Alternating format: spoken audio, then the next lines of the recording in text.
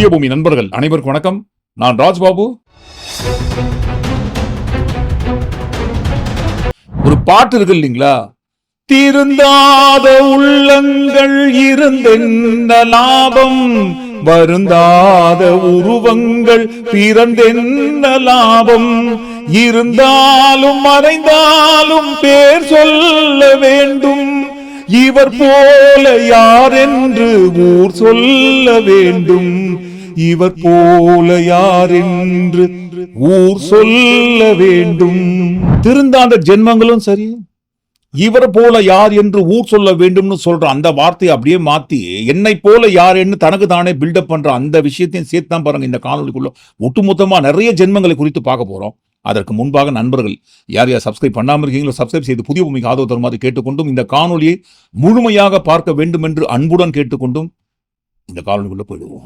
வாரிசு நடிகர் பனையூர் பண்ணையார் விஜய் நேற்றைய தினம் பாருங்க சேலம் மாவட்டத்துல கழக நிர்வாகிகளுடன் சந்திப்புன்ற பேர்ல தான் கூட்டத்தை போடுறாங்க. அனுமதியும் அப்படிதான் வாங்கியிருக்காங்க.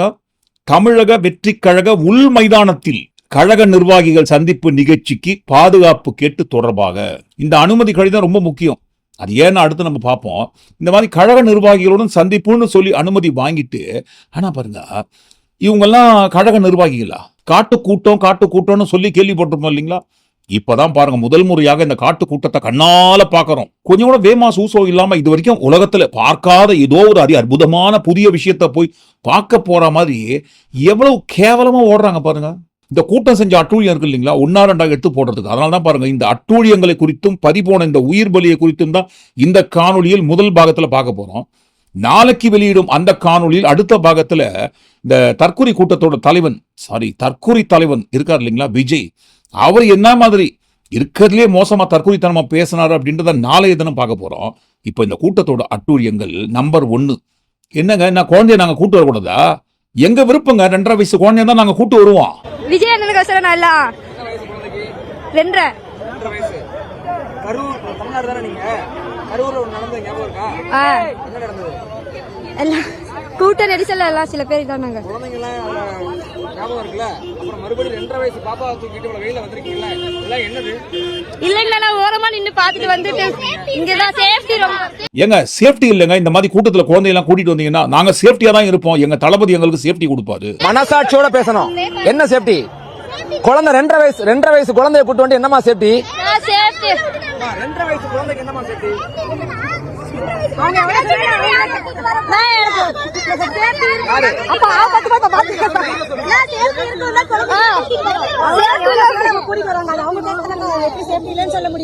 இவ்வளவு நடந்ததுக்கு அப்புறம் உங்களுக்கு ஒரு பொது மனிதாபிமானமே இருக்காதாமா? சரி, குழந்தைய கூட்டிட்டு வந்தா அந்த மாதிரி அந்த மாதிரி இருக்காங்கன்னு பார்த்தா அவங்களுக்கு சப்போர்ட் பண்ற சுத்தி இருக்கிற சில ஜாம்பிஸ் கூட்டம் இருக்கு இல்லைங்களா, மனித உருவில் நடமாடுகின்ற மிருகத்தை இதற்கு முன்பாக படத்துல எங்கேயாவது பார்த்திருப்போம். இந்த கேனிபல்ஸ் மூவில எல்லாம் முதல் முறையாக லைவா பாக்குறோம் பாருங்க, என்ன மாதிரி மிருகத்தனமாக நடமாடி இருக்காங்கன்னு. இவ்வளவு நடந்ததுக்கு அப்புறம் ஒரு மனிதாபிமானமே இருக்காதா? உங்களுக்கு அக்கறையா இருக்காதா? உங்க வீட்டு பிள்ளை மணி வெயில் இவ்வளவு வெயில்ல 2.5 வயசு குழந்தைய தூக்கிட்டு வந்தப்ப இன்னமும் நியாயப்படுத்துறீங்கல்ல? உங்களுக்கு மனசாட்சி இல்லையா? எங்க தளபதியை பார்க்கணும், எங்களுக்கு அதுதான் முக்கியம். சேஃப்டி தான் முக்கியம். இல்ல மனசாட்சிலாம் இல்ல. எங்க தளபதிக்கு அப்புறம் தான் எங்களுக்கு மனசாட்சியெல்லாம் இல்ல. எங்க தளபதிக்கு அப்புறம் தான் எங்களுக்கு மனசாட்சியே. இப்ப புரியுதுங்களா? மனசாட்சி இல்லாம ஏறி மிதிச்சு எல்லாரையும் கொள்றாங்கன்னு சொல்லி அவங்களுக்கு தான் மனசாட்சி தேவையில்லைன்றாங்களே. விஜய்க்கு அப்புறம் தான் எங்களுக்கு மனசாட்சி. அப்ப மனசாட்சி இல்லாத இந்த மனித மிருகங்களுக்கு முன்னாடி எவ்வளவு கூட்டம் வந்தாலும் உசுரா பார்க்காம ஏறி மிதிச்சு கொன்னுட்டு இவங்க ஆசைப்படுற அந்த ஜாம்பிஸ் ஹீரோ இருக்காரு இல்லைங்களா, அவரை பார்க்கறதுக்காக முன்னாடி போய் நிற்பாங்க. ஏன்னா தலைவன் எவ்வழியோ தொண்டர்கள் அவ்வழி. தொண்டர்கள்னு சொல்லி தொண்டர்கள்ன்ற வார்த்தை கேவலப்பட்ட கூடாதுங்க. ஹீரோ எவ்வழியோ இந்த ரசிக ஜாம்பிஸ் கூட்டங்கள் அவ்வழி கூட்டத்தை கூட்டுறாங்க. வருகின்ற கூட்டத்துக்கு எந்த ஒரு பிரச்சனை இல்லாம நாங்க பாதுகாப்பு கொடுப்போன்றாங்க. ஆனா பாருங்க, பாதுகாப்பு கொடுக்கணும்னு சொல்லி அந்த பாதுகாப்புக்காக இருக்கிறவரை என்ன சொல்றாரு பாருங்க. 2 வயசு குழந்தை கொடுத்தது தப்பு, அது விதிமீறல். 2 வயசு குழந்தைய உள்ள கொடுத்தது தப்பு, விதிமீறல். 2 வயசு குழந்தைய கூட்டு தப்பு, விதிமீறல். அதை எப்படி நியாயப்படுத்துவீங்க? உங்களுக்கு மனசாட்சி இல்ல? எப்படி என்னங்க பாதுகாப்பு கொடுப்பீங்க? 2 வயசு குழந்தைக்கு என்ன பாதுகாப்பு நீங்க கொடுப்பீங்க? குழந்தைய உள்ள அலோவ் பண்ணீங்க. உங்க கட்சி பொதுச்செயலா வராதுங்கிறாரு, உங்க தலைவர் வராதுங்கிறாரு. குழந்தை 2 வயசு குழந்தை இவ்வளவு வெயில்ல கரூர்ல எங்க கொடுத்தீங்க? அது போன வாரம், இது இந்த வாரம் சொல்ற மாதிரி அது கரூர், இது சேலம். இந்தியா பாகிஸ்தான் எல்லைங்க. இது கரூருக்கும் சேலத்துக்கும் இடையில எல்லை இருக்கு. சேலம் வந்து பாருங்க வேற நாட்டுல இருக்குது, கரூர் வந்து இன்னொரு நாட்டுல இருக்கு. அதனால அந்த நாட்டுல நடந்த பிரச்சனையை குறித்து எங்ககிட்ட கேட்காதீங்க. இது நம்ம நாட்டில் நடக்கிற பிரச்சனையை குறித்து பேசுங்க. சேலம் வந்து நம்ம நாட்டில் இருக்கு, அதனால பாருங்க இந்த சேலத்தை பத்தி மட்டும் பேசுங்க. கரூர்ல எந்த நாட்டிலயோ இருக்குது, அதை பத்தி பேசக்கூடாது. எல்லாருமே விஜய் ரசிகர்கள் என்கிற உணர்வே இல்லை பாத்தீங்களா உங்களுக்கு. கரூர்ல யார் செத்தா நமக்கு என்ன வந்தது? அது கரூர்ல செத்தாங்க, சேலத்துல செத்தாங்க. சேலத்தை பத்தி பேசுங்க. இது எல்லாத்துக்கும் மேல இந்த விஷயத்தெல்லாம் யார் சொல்றது? பாதுகாப்புக்காக யாரை நிக்க வச்சிருக்காங்களோ வருகின்ற கூட்டத்தை கட்டுப்படுத்துறதுக்கு அவங்களே சொல்றாங்க 2.5 வயசு குழந்தை வந்தா என்னங்க பிரச்சனை இல்லை, நாங்க பாத்துக்கிறோம், சேஃப்டி கொடுக்குறோம். ஏங்க வரக்கூடாதுன்னு சொல்றாங்களேங்க, விதிமீறலுங்க. இதெல்லாம் அத்துமீறி பண்ணக்கூடாதுங்கன்னா பண்றோம். நாங்க எல்லாம் விஜய்க்காக தலைக்கணக்கு காட்டுறதுக்காக நாங்க பண்ணுவோம்னு பாதுகாப்புக்காக நிக்க வச்ச கூட்டமே சொல்லும் போது இந்த பாதுகாப்பு கூட்டத்துக்கு ட்ரைனிங் கொடுத்தாங்க இல்லைங்களா, அந்த ட்ரைனிங் கொடுத்தவர் என்ன மாதிரி கொடுத்தாரு பாருங்க. வெயில நிக்கணும், நிப்பியா 5 மணி நேரம் இல்ல 6 மணி நேரம் தளபதிக்காக நிப்பவா? தண்ணி குடிக்க முடியாது, சாப்பாடு சாப்பிட முடியாது, ஸ்ட்ரென்த்தா இருப்பியா? நம்மளுக்கு என்ன முக்கியம்? மக்கள் பாதுகாப்பு. உலகத்துல இதற்கு முன்பாக எந்த அரசியல் கட்சியிலையாவது இந்த மாதிரி கூட்டத்தை கட்டுப்படுத்துறதுக்கு ட்ரைனிங் கொடுத்துருப்பாங்களா? சோறு சாப்பிடக்கூடாது, தண்ணி இருக்காது, 5-6 மணி நேரம் 6 மணி நேரம் 7 மணி நேரம் நீங்க வெயில்ல நிக்கணும். நிக்கிறதுக்கு தயாரா? தயார். எதுக்கு இவ்வளவு கஷ்டப்பட்டு நிக்கணுங்க? சண்டை நடந்துருக்குது, 2 நாட்டுக்கும் இடையில் சண்டை நடந்துருக்குது. அந்த சண்டையில பாருங்க, நம்ம நாட்டை காப்பாத்துறதுக்காக சோறு தண்ணி இல்லாம வெயில்ல செத்து சுண்ணாம்பானாலும் பரவாயில்லங்க, நம்ம நாட்டை காப்பாற்றணும்னு வேமா சூசோ இல்லாம இதற்கு முன்பாக இந்த மாதிரி ஒரு ட்ரைனிங் கொடுத்த கட்சியையும் சரி கட்சி கூட்டத்தை நம்ம பார்த்துருப்போமா? ஃபர்ஸ்ட் டைம் பார்க்குறோம். இதற்கு முன்பாக எந்த ஒரு கட்சி கூட்டத்துக்கும் கொடுக்காத ஒரு ட்ரைனிங்கை உலகத்திலேயே முதல் முறையாக கொடுத்த இந்த ட்ரைனிங்கை கொஞ்சமாவது ஏற்றுக்கொண்டு ஒழுங்கா இருந்தாங்களா? ட்ரைனிங் எல்லாம் சொல்றதெல்லாம் கேட்டுட்டு காதுல வாங்கின்னு வழக்கம் போல பாருங்க இந்த ஜாம்பிஸ் வேலையை காட்டிட்டாங்க. 2 வயசு குழந்தைய உள்ள கொண்டு வந்தது தப்பு, விதிமீறல். 2 வயசு குழந்தைய கூட்டு வந்தது தப்பு, விதிமீறல். அதை எப்படி நியாயப்படுத்துவீங்க? உங்களுக்கு மனசாட்சி இல்ல? எப்படி என்னங்க பாதுகாப்பு கொடுப்பீங்க? 2 வயசு குழந்தைக்கு என்ன பாதுகாப்பு நீங்க கொடுப்பீங்க? கொடுங்க, தப்பு கிடையாது. ஆனா பாருங்க, அனுமதி வாங்கும் போதே என்னன்னு சொல்லி அனுமதி வாங்கியிருக்காங்க. இக்கூட்டத்தில் பொதுமக்கள், வயதானவர்கள், கர்ப்பிணி பெண்கள், மாற்றுத்திறனாளிகள் அனுமதிக்கப்பட மாட்டார்கள். ஆமாங்க, நீங்களே இந்த பாயிண்ட் மறுபடியும் படிச்சு பாருங்கன்னு. பொதுமக்கள், கர்ப்பிணி பெண்கள், முதியோர்கள், மாற்றுத்திறனாளிகளுக்கு அனுமதி இல்லைன்னு சொல்லியிருக்காங்களே தவிர நாங்க அனுமதிக்க மாட்டோம்னு சொல்லி அனுமதி வாங்கியிருக்காங்களே தவிர குழந்தைகளுக்கு அனுமதி இல்லைன்னு சொல்லி அனுமதி வாங்கினாங்களா? அனுமதி கடிதத்திலே இல்ல பாருங்க, குழந்தைகளுக்கு அனுமதி இல்லை என்று. அப்ப என்ன நினைப்பாங்க? ஓகே, இவங்களே சொல்லலங்க குழந்தைகளுக்கு அனுமதி இல்லைன்னு சொல்லி, அப்புறம் என்ன? நாங்க பாருங்க குழந்தைய கூட்டிட்டு ஒருவேளை ஏதாவது நடக்கக்கூடாதுன்னு வந்து போச்சுன்னா, கரூர் மாதிரியே குழந்தைகளுக்கு ஏதாவது ஆயிடுச்சுன்னா என்ன பண்ணுவாங்க? இருக்கவே இருக்காரு எங்க தலைவர், 20 lakhs பாக்கெட்ல வச்சுட்டு இருப்பார் ரெடியா. ஏதாவது ஒரு பிரச்சனை டக்குன்னு எங்களுக்கு எடுத்து கொடுத்துருவாரு. அந்த நினைப்புல தான் குழந்தைகளை கூட்டிட்டு வரீங்களான்ட்டு கேட்பாங்க இல்லைங்களா? என்ன பாருங்க, கரூர்ல அவ்வளவு குழந்தைகள் பலியான பிறகும் கூட கொஞ்சம் கூட புத்தி வராம இந்த மாதிரி பண்றாங்கன்னு சொல்லும் போது அப்ப காசு கிடைக்கும் அப்படின்ற ஒரு எண்ணத்தில் தான் இவ்வளவு கூட்டத்துல குழந்தைகளுக்கு என்ன வேண்டுமானாலும் ஆகட்டும் என்று, இந்த மாதிரி ஒரு குழந்தை மட்டும் கிடையாது, இன்னும் நிறைய குழந்தைகளை கூட்டிட்டு வந்திருக்காங்க. அப்ப இந்த கூட்டத்துக்கு வந்து ஏதாவது ஆச்சுன்னா லட்சக்கணக்கில் காசு கொடுக்கோன்ற ஒரு எண்ணத்தில் தான் பாருங்க, விலை மதிப்பில்லாத உசுறு, குழந்தையோட உசுறு போனாலும் பரவாயில்லைன்ற ஒரு எண்ணத்தில் தான் வந்திருக்கீங்களான்ட்டு கேட்பாங்களா, கேட்க மாட்டாங்களா? அதுவும் கரூர் சம்பவத்திற்கு பிறகு கண்டிப்பா கேட்பாங்க. சரி, இது போட்டோம். அனுமதி வாங்குறாங்க பாருங்க, எவ்வளவு கூட்டம் வரும்ட்டு. 4998. ஏன் 5000 போட்டா என்ன ஆயிட போதுங்க? பேட்டா செருப்பு மாதிரி 299 399 ரவுண்ட் ஆக்காம 5000 போடாம 4098 நம்பர் என்னங்க? ஜோசியம் பார்த்துருப்பாங்க. 5000 போட்டு கொடுக்காதீங்க, 3 0 வருதுங்க. 000 ஆச்சுன்னா அப்புறம் பாருங்க எல்லாமே 0வா போயிடும். அதனால பாருங்க 4998 போடுங்க. 99 கூட போடாதீங்க, 39 வந்துடும். அதுவும் பாருங்க பிரச்சனை போய் முடிஞ்சிடும். அதனால தான் பாருங்க ரவுண்டு ஃபிகராகவும் போடாதீங்க, ஒன்னே ஒரு நம்பரை குறைச்சும் போடாதீங்க, 2 குறைங்க. 4998 போடுங்க. உங்களுக்கு கூட்டம் அமோகமா பேஷா நடக்கும். எந்த ஜோசியக்காரன் எழுதி விட்டான்னு தெரியல, அதை அப்படியே போட்டிருக்காங்க பாருங்க. நம்பரை 4998 பேர் வருவாங்க. வரவங்க எல்லாருமே கழக நிர்வாகிகள் மற்றும் உறுப்பினர்கள். இவர்கள் அனைவருக்கும் பாருங்க நாங்க தகுந்த பாதுகாப்பு ஏற்பாடு பண்ணியிருக்கோம். அது டாக்டர்ஸ்ல இருந்து, நர்ஸ்ல இருந்து, ஆம்புலன்ஸ்ல இருந்து எல்லாம் ஏற்பாடு நாங்க பண்ணி வச்சிருக்கோங்க. அதை பத்தி நீங்க கவலையே படாதீங்க. எங்க கழக தொண்டர்களை வைத்து, தொண்டர் படையை வைத்து நாங்க கட்டுக்கோப்பா நடத்தி முடிப்போம்னு சொல்லிதான் பாருங்க அனுமதி வாங்குறாங்க. எது கட்டுக்கோப்புங்க? இந்த கூட்டமா? யாராவது ஒருத்தராவது யார் பேச்சையாவது கேட்கறாங்களா? ட்ரைனிங்லாம் கொடுத்தாங்களே, கூட்டத்தை, வருகின்ற கூட்டத்தை கட்டுக்கோப்பா கட்டுப்படுத்தி கட்டுப்பாடா கொண்டு போய் நிறுத்தி வைக்கிறதுக்கு ட்ரைனிங் எல்லாம் கொடுத்தாங்க பாருங்க. அந்த ட்ரைனிங்கை வாங்கின நிக்கிற அந்த கூட்டத்தை யாராவது மதிச்சாங்களா? தொண்டர்படைன்னு பாதுகாப்புக்காக நிக்கிற அந்த தொண்டர்படை யாராவது மதிச்சாங்களா? அவங்களே தள்ளி விட்டுட்டு ஓடுறாங்க.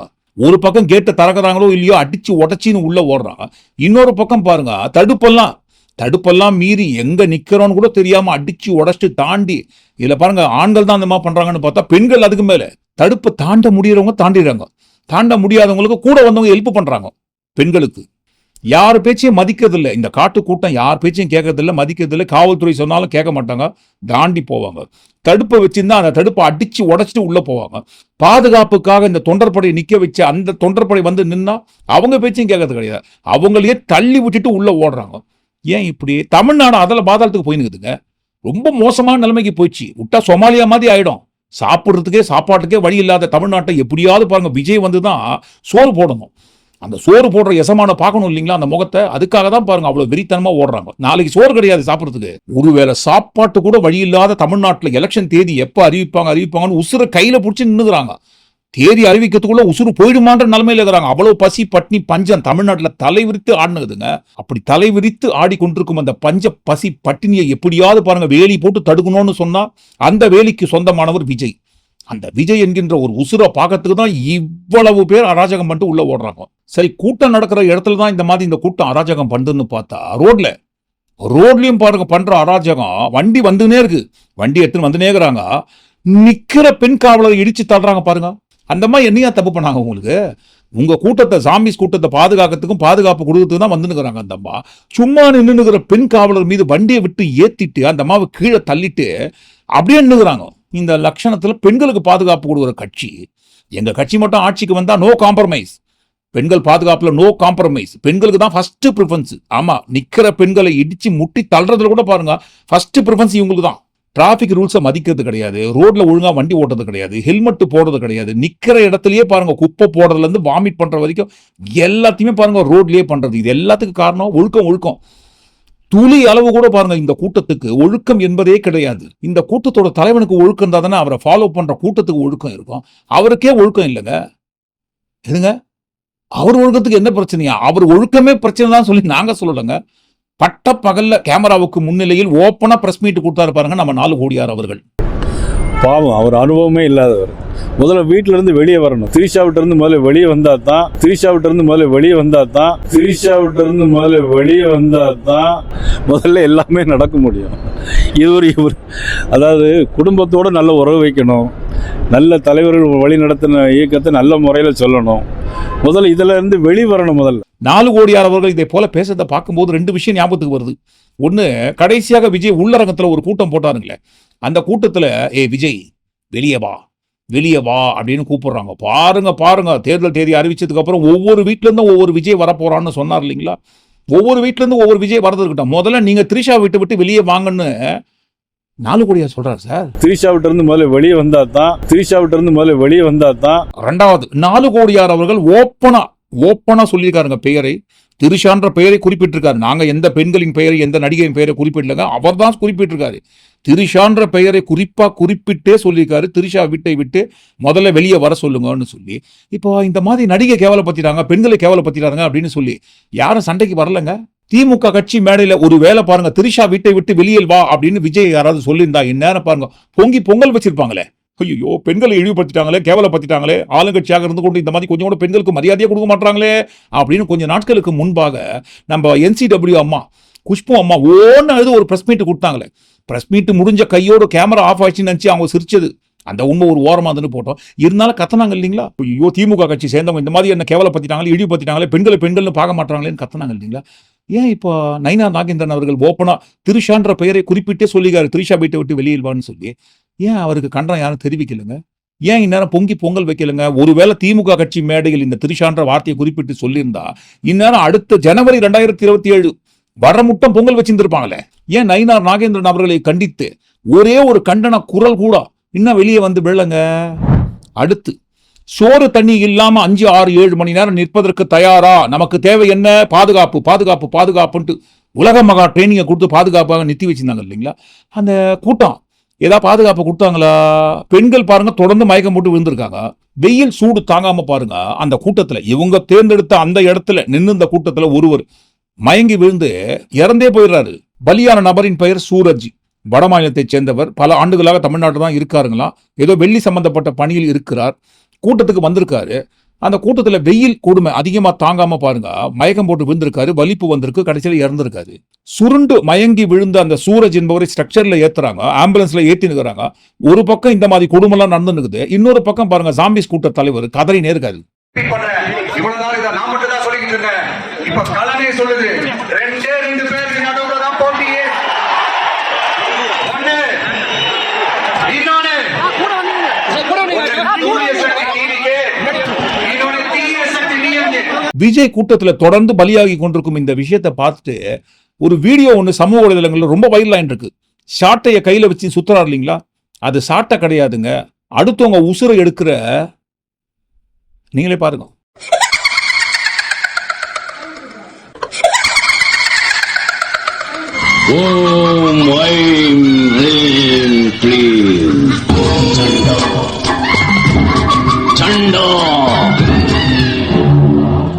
உண்மையில் அப்படிதான் இருக்கு, தொடர் பலி ஆயின்னு இருக்கு. ஆனால் அந்த பலியாவதை தடுப்பதற்கு என்ன வழின்றத இவங்க பாக்குறதே கிடையாது. அதற்கு காரணம் இந்த ரசிக ஜாம்பிஸ் கூட்டம் தான். இந்த ரசிக ஜாம்பிஸ் கூட்டம் தொண்டர்கள் என்கின்ற மனநிலைக்கு கொஞ்சம் கூட வராம பாருங்க. இன்றைக்கும் அவர் நடிகராகத்தான் பார்த்துட்டு இருக்காங்க. அவர் நடிகராக பார்த்து கொண்டு இவங்க ரசிகர்களாகத்தான் இருந்து கொண்டு எப்படியாவது பிளாக்ல டிக்கெட் வாங்கிட்டு போற ஓடுற கூட்டம் தான் பாருங்க, ஓடி ஏறி மிதிச்சு கொலை பண்றாங்க. அது ரசிக நண்பர்கள் மட்டும் கிடையாது, விஜய் பாணியில சொல்லணும்னு சொன்னா ரசிக நண்பிகளும் சேர்த்துதான். அவங்களும் பாருங்க கொஞ்சம் கூட பேமா சூசோ இல்லாம கேமராவுக்கு முன்னாடி என்னென்ன பேசுறாங்க. எங்க பணம் எங்களுக்கே கொடுக்குறீங்களா? எங்க பணம் எங்களுக்கே கொடுக்குறீங்களா? நீங்க எவ்வளவு கொடுத்தாலும் நாங்க தளபதி தான் ஓட்டு போடுவோம். எங்க டிவிக்கு தான் ஓட்டு. எங்க பணம் எங்களுக்கே கொடுக்குறீங்க. எங்களுக்கு இலவசம் வேண்டாம். நீங்க இலவசம் கொடுத்தாலும் இந்த மக்களை ஜெயிக்க முடியாது. விஜய் பாக்கிறதுக்கோசரம் மட்டுமே வந்திருக்கிறோம். வேலையை விட்டுட்டு வந்திருக்கிறோம், வீட்டுக்கு தெரியாம வந்திருக்கிறோம். மெயினா இப்ப எலெக்ஷன் வருதுன்றதுனால இன்னைக்கு 5000 ரூபாய் கொடுத்திருக்காங்க. அதை யாருமே நம்பாதீங்க. மக்கள் நாமெல்லாம் பார்த்துதான் நம்ம தலைவரை தேர்ந்தெடுக்கணும். அதனால நம்ம விஜய்க்கு நீங்க எல்லாரும் ஓட்டு போடுங்க. தயவு செஞ்சு டிவிக்கே. சந்தோஷம், வீட்டுக்கே தெரியாம கூட நாங்க ஓடி வந்துட்டோம். எப்படியாவது விஜய் முகத்தை பார்த்தா போதும். கேமராவுக்கு முன்னாடி இதை சொல்றீங்களேங்க, லைவ் நியூஸ்ல போகுமே, அப்போ உங்க வீட்டு சேர்ந்தவங்க எல்லாம் பார்க்க மாட்டாங்களா? அது பார்த்தா கூட பரவாயில்லங்க, எப்படியாவது நாங்க எங்க விஜய் முகத்தை பார்த்துருந்தோம். அதுக்காக நான் 2 நாளா சாப்பிடாம நின்னுறாங்களாம். இதை விட வேற என்னங்க வேணும்? அவரை பார்த்த சந்தோஷத்துல 2 நாளா நான் அவரை சாப்பிடல. அவருக்காக நான் வெயிட் பண்ணி இன்னைக்கு நான் காலையில இருந்து இங்க வந்து நின்னு பார்த்திருக்கேன். இப்படி மீளா துயரத்துல இருக்கிற தமிழ்நாட்டை தூக்கி நிறுத்தத்துக்கு பல உயிர்கள் போனா பிரச்சனை கிடையாதுங்க, போட்டுமேங்க. என்ன இப்போ ஒரே ஒரு உயிர் தானே போச்சு, கரூர் 41 பேர் செத்து இல்லையே, ஒரு உயிர் தானே போச்சு. கரூர் 41 பேருக்கு கண்டுக்கல நாங்க. என்னங்க ஒரு உயிரெல்லாம் போனதுக்காக நீங்க பெருசா பேசுறீங்க? இப்போ நாங்க இரங்கல் தெரிவிச்சிருக்கோமா? இல்லவே இல்லை. சிஎம் 5000 ரூபாய் கொடுத்ததுக்கு நாங்க எதிர்ப்பு தெரிவிச்சு போட்ட பதிவுக்கு பிறகு இந்த நிமிஷம் வரைக்கும், இதற்கு பிறகு போடுறாங்களாம் தெரியாது, இந்த நிமிஷம் மட்டும் போட்டிருக்காங்களா, இரங்கல் தெரிவிச்சிருக்காங்களா சூரஜுக்கு? இல்லவே இல்லையா. எங்க 41 உயிர் கூட கம்பேர் பண்ணும்போது ஒரு உயிர் ஒன்றும் பெருசு இல்லைங்களே. அது கூட தமிழ்நாட்டை காப்பாத்துக்கிறாங்க. போனா போட்டோம். என்ன இப்போ சேலத்துல என்ன ஆயிடுச்சுங்க, நிறைய பேர் மயக்கம் போட்டு வந்துட்டாங்க, விழட்டம், ட்ரீட்மெண்ட் போயிருக்கு, போகட்டும். போனதுக்கு அப்புறம் வீட்டுக்கு போக போறாங்க. இதெல்லாம் ஒரு பெரிய குத்தமாங்க.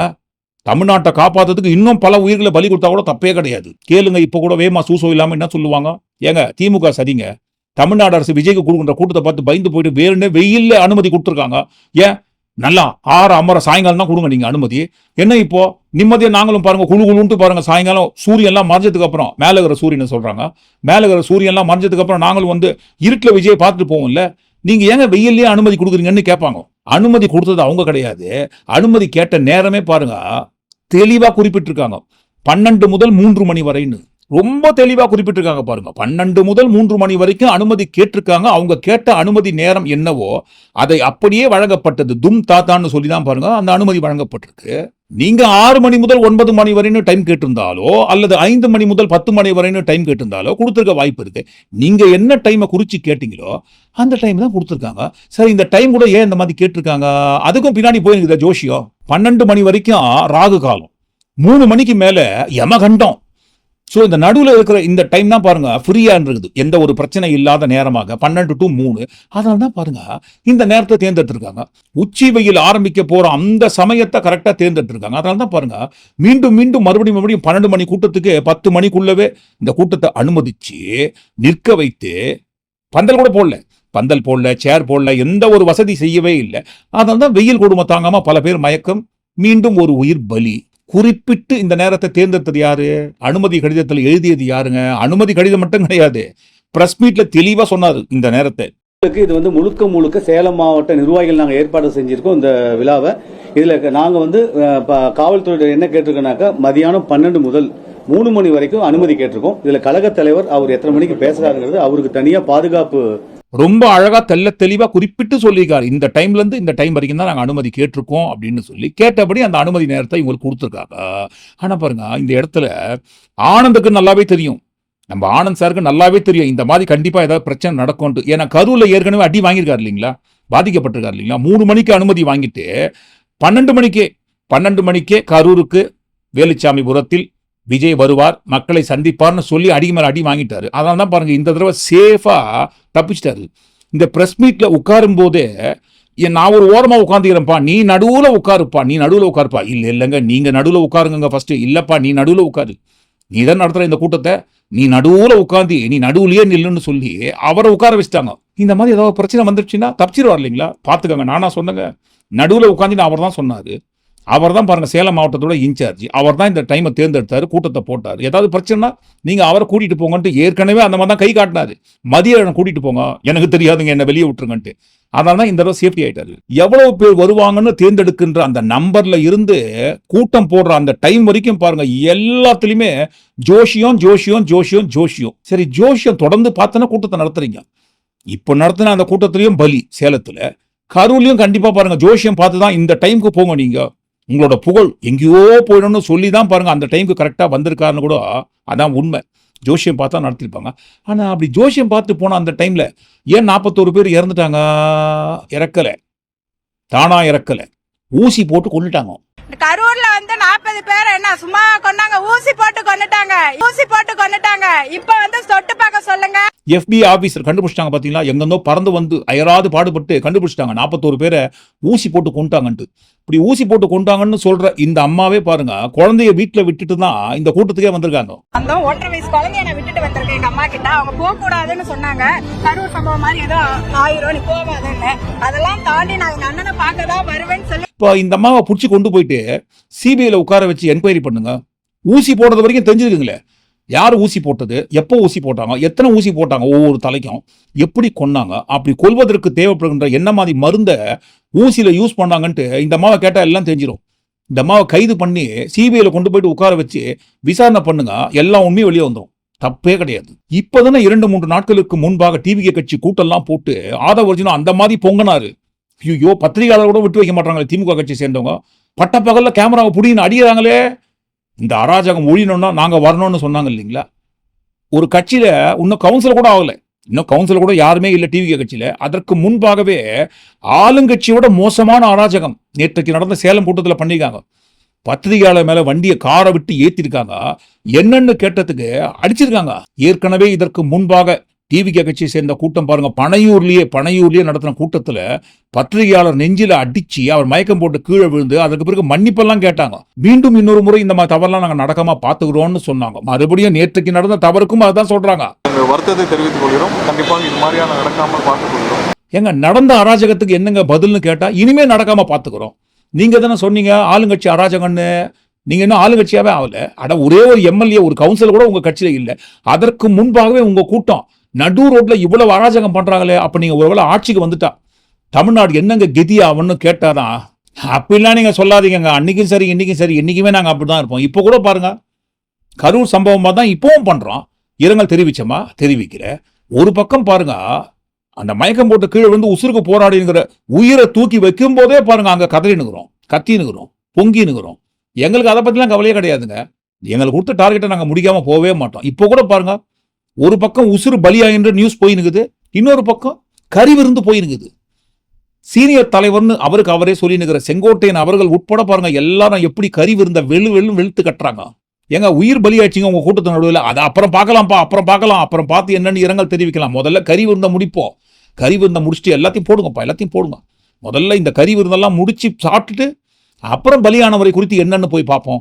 முதல்ல சோறு தான் முக்கியம் நம்மளுக்கு. ஏன் இப்படி டிசைன்? அப்படிங்க இந்த கூட்டத்தோட டிசைனே பாத்தீங்கன்னா இந்த கூட்டத்தை வழி நடத்துற தலைவன் சொல்றாரு பாத்தீங்களா, அந்த டிசைனை பாத்தீங்கன்னா இன்னும் ஆடி போயிடுவீங்களே. ஒரு கேள்வி, ஒரே ஒரு கேள்வி விஜய் கூட்டத்தை பார்த்து கேட்டாரு.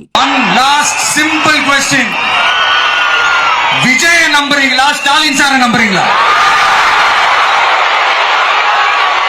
அவ்வளவுதான், முடிஞ்சு போச்சு. கதம் கதம். தப்பு கிடையாது. ஆனா பாருங்க, இந்த கேள்வியை எங்க போய் கேட்கணும் தெரியுங்களா?